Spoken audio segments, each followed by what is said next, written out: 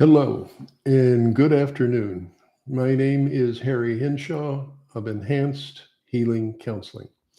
And today I would like to go over a blog that I wrote and published this morning on the website. And it has to do with enhancing, improving your self-esteem and creating a positive self-image. For the work that I do in counseling, that's really the main goal, is to help people to improve their self-esteem and to create a positive self-image. In other words, to learn how to love themselves.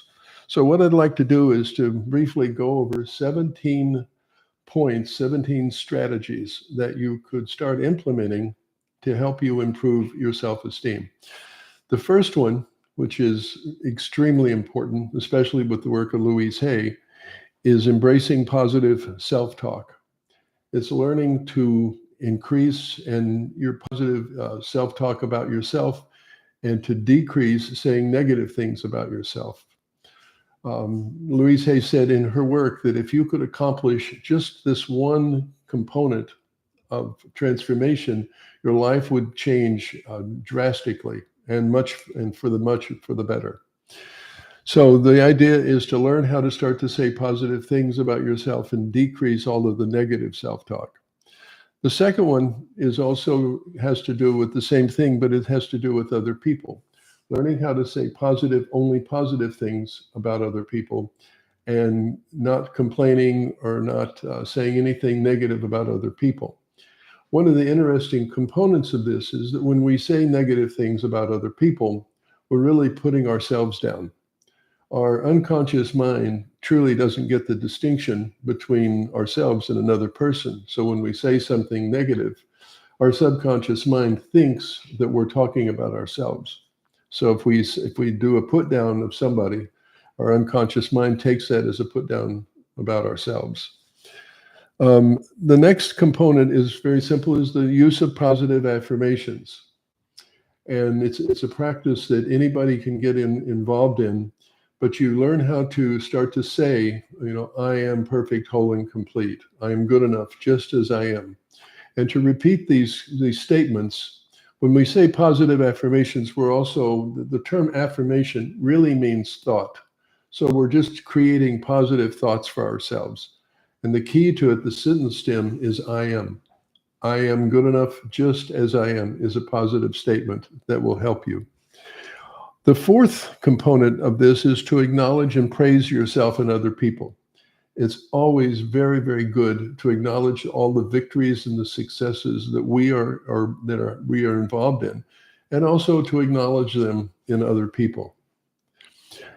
The number 5, which I believe in greatly, is to have an attitude or to develop an attitude of gratitude.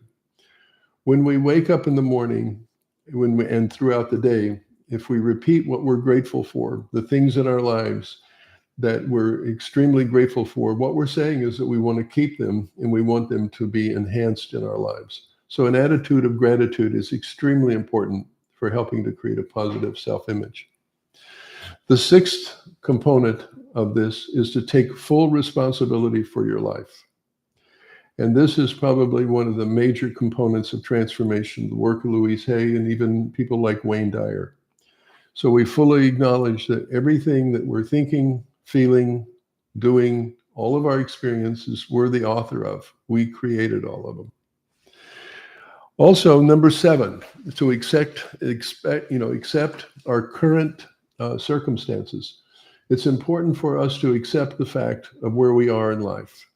We cannot change anything until we accept it. We accepted it, that it exists, and especially we accept the fact that we created it. Then we're in a position to basically start to change it. The 8th one, which I think is extremely important, not that easy to do sometimes, is to be patient and kind with ourselves and other people. Being patient with ourselves, allowing ourselves to work on things and to work on our transformation, to make changes, and getting that change takes time. And we have to be patient with that process. Extremely important.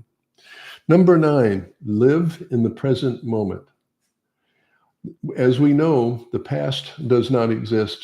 nor does the future. The only thing that really exists that has anything called ontology, which is being, is our present. When we are focused consciously and unconsciously in the present, we're accessing our power to change and transform our lives.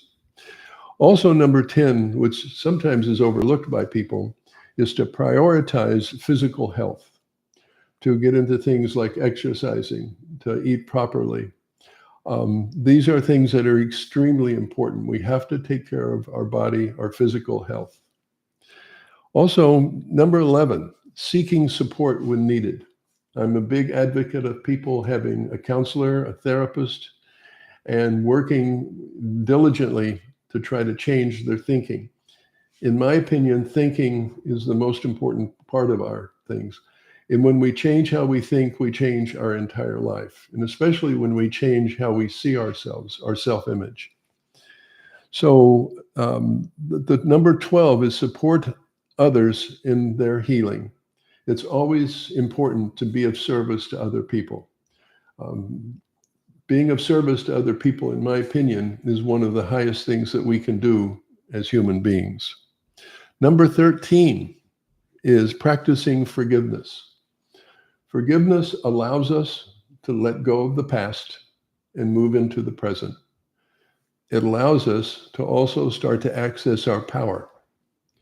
The key to forgiveness is ultimately to assume responsibility, that we created all of it, all of our experiences. Number 14, to connect with a higher power. And I think this is important, whether and there's many ways to do this. In the work of transformation, I believe to connect with a higher power is that we do that by learning how to love ourselves. Learning how to love ourselves authentically is our access to connection with our higher power, spirit, source. You could even call it God. Number 15, engage in a therapeutic support.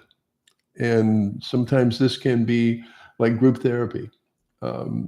Every morning at 7 o'clock, from 7 to 8, 7 days a week, I conduct a group therapy session, and it's online on Zoom. And anybody who's working on themselves in recovery or mental health can attend the group. It is free. There is no admission to it. You can access the group by going onto my website, enhancedhealing.com. And there's a way for you to click into, you'll click in a button that says free support group. And then you get in and I'll let you in, and then the group is run every day like that. Number 16, release attachments to external factors. It's over-identification with possessions, status, relationships that can create instability in our self-worth. By cultivating inner security and detaching from external validations, we build resilience and an authentic self-esteem. We are not what we do. We are not what we have, and we are not really the opinions of other people. We're something else.